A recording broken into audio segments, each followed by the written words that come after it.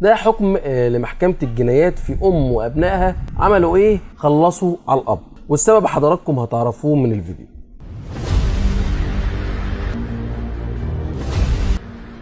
بسم الله الرحمن الرحيم.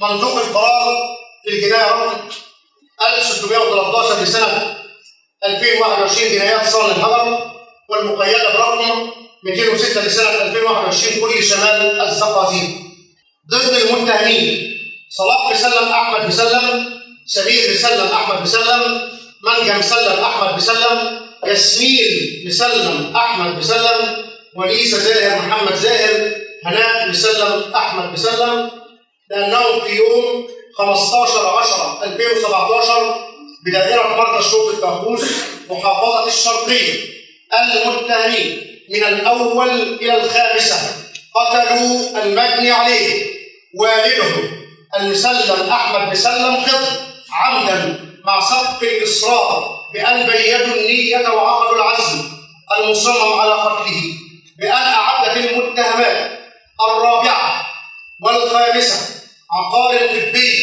لإفقاده الوعي وقدمتاه للأول، ومكث المتهمين من الأول إلى الثالثة بالمسكن حتى فقد المجني عليه وعيه إثر قيامه بإعطائهم ذلك العصير، فخرج قواه وتمكن الأول والثاني منه حال كونهما أبناء المجني عليه المتوفي إلى رحمة الله تعالى.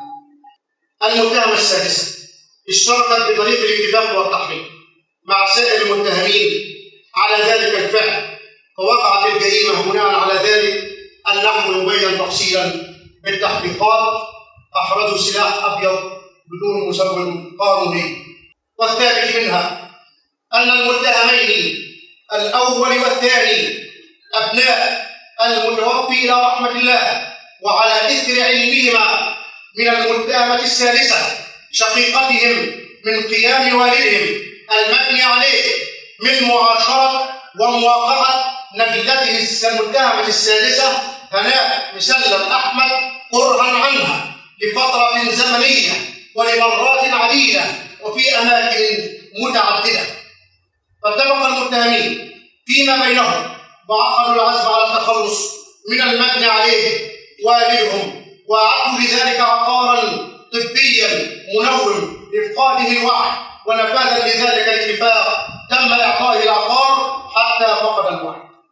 وعلى إثر ذلك قام المتهمين الأول والثاني أبنائه وأمسك كل منهما بطرف غطاء رأس خاص بإحدى المتهمات، وقام بوضعه حول عنقه، وقام بالجذب كل منهما من الطرفين لكتم أنفاسه، ثم قام بوضع وسادة على وجهه، ولما لم يتأكد من وفاته أحضر أداة يد هون وكال له المتهمين عدة ضربات بلا شفقة ولا رحمة، وهو والدهم بمنطقة الخصيتين، فأحدث ما به من إصابات واردة بتقليد الصفة التشريحية والتي أودت بحياته.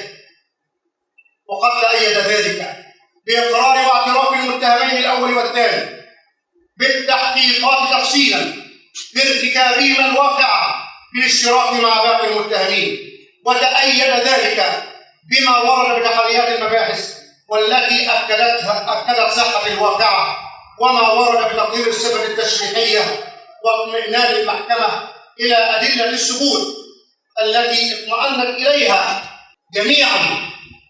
وبناء عليه قررت المحكمة وبإجماع آراء أعضائها أرسال أوراق الدعوة لفضيلة مفتي جمهورية مصر العربية لإبداء الرأي الشرعي بشأن المتهمين الأول والثاني فقط، مع استمرار حبس جميع المتهمين لتلك الجلسة. مش عارف هل الأب كان يستحق اللي حصل له ده، وهل الأبناء عندهم حق في اللي عملوه ده، ولا كان ممكن يتصرفوا تصرف آخر. وبدون التعليق على أحكام القضاء، أنا شايف إن الحكم ده ممكن يتعدل في النقض، وهيراعوا جدا الظروف اللي كان فيها الأبناء والدافع اللي خلاهم ارتكبوا الجريمة دي. وريت حضراتكم تقولوا لنا رايكم في التعليقات تحت الفيديو. هل الاب يستحق اللي حصل له ده؟ وهل الابناء يستحقوا العقوبه اللي خدوها دي ولا لا؟